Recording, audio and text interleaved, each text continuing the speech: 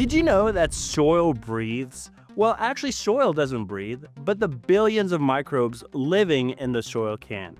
Cellular respiration is a fundamental process of life. Get ready to dive deep with me into a fun AP environmental science experiment where you will actually see what is happening. We'll explore how adding different concentrations of sugar affect microbial activity and the production of carbon dioxide. It's a simple idea with some seriously cool results. Before getting started with our experiment, let's do a quick refresher on respiration. Respiration is the process all organisms use to turn stored chemical energy, such as glucose, into usable energy, like ATP.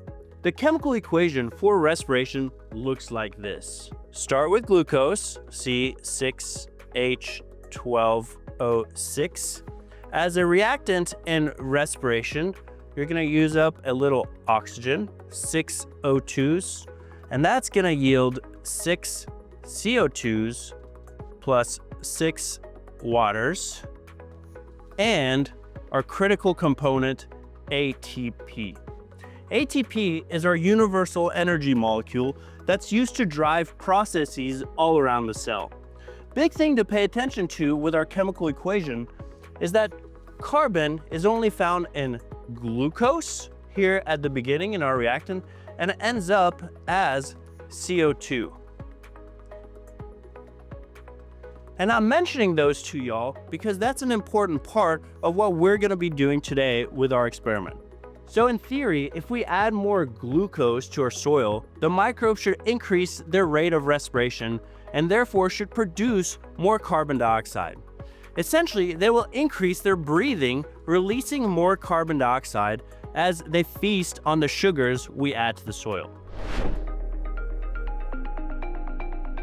So now let's do our experiment. To do the experiment, I need a scale. This will help me measure the amount of soil that's going to be in each of our respiration chambers. Obviously, to do the experiment, I need then soil. This soil was collected from my backyard. The respiration chambers are tight-fitting containers. These containers have tight-fitting lids that allow the respiration to be captured and sealed. Next, once I add the soil into my chambers, I'm going to add one of 4 solutions. Here, I have 3 glucose solutions ranging from 0.1% to 10%. Once I add that to my soil, I'm going to use a spoon to mix everything up. And of course, I have my water as my control.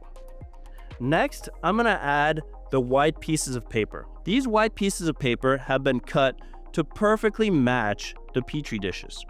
Obviously then, you need some Petri dishes.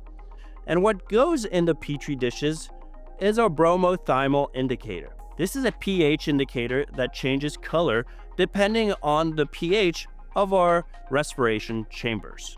And to add that pH indicator, we're going to use a 5 ml pipette. So let's get started.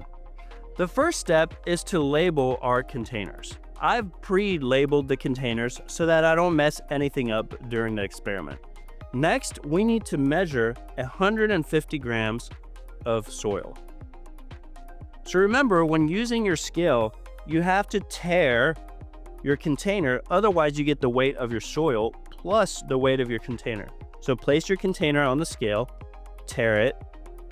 Once it's reached 0, then you can start adding your soil.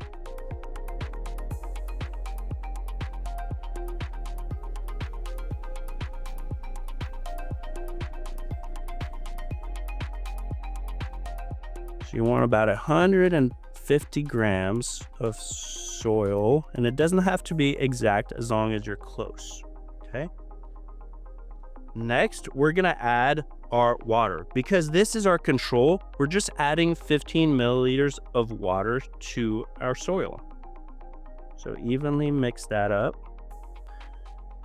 And to really get it nice and even, use a spoon to mix it all throughout. Once it's mixed through, go ahead and make sure it's relatively flat. Then you'll add your white paper and your Petri dish on top of that. Notice how the white paper is going to allow the bromothymol indicator to really pop and shine. So using my pipette, I'm going to add about 10 to 15 milliliters of indicator to our Petri dish.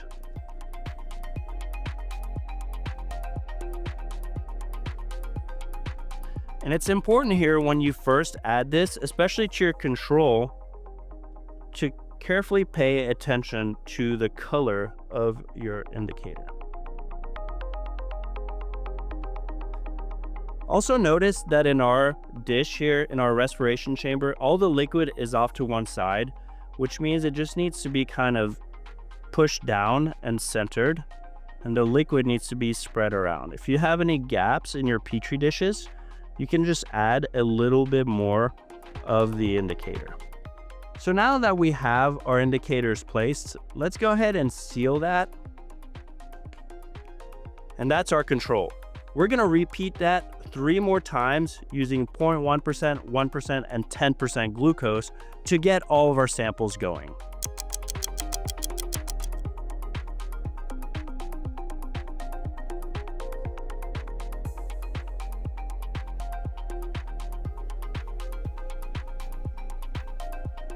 So now that I'm done with the last container, notice the pH of our bromothymol blue. It's a dark blue, I would say about a pH of 7.8, and that shows that our solution right now is a little bit more basic than it is acidic. If you get a green color with this indicator, it signifies a change to an acidic conditions. As the microbes consume the glucose, they're producing carbon dioxide, which is converted into carbonic acid when the emitted carbon dioxide reacts with water vapors. Carbonic acid is an acidic molecule that will change the bromothymol blue indicator to yellow or green, depending on the degree of change. So the more yellow it gets, the more carbon dioxide the microbes have produced. So in 24 hours, we're going to use our bromothymol scale to figure out the pH that these have changed to. I'll see y'all in 24 hours. So it's been 24 hours and I'm interested to see how our indicator has changed overnight. So let's carefully open these up and look at the results.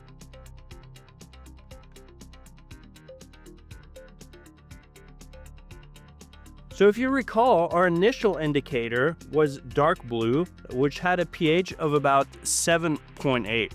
And overnight, our control switched to a dark green. And I would say that's maybe around pH 7 or so. It's fairly dark compared to some of these other ones.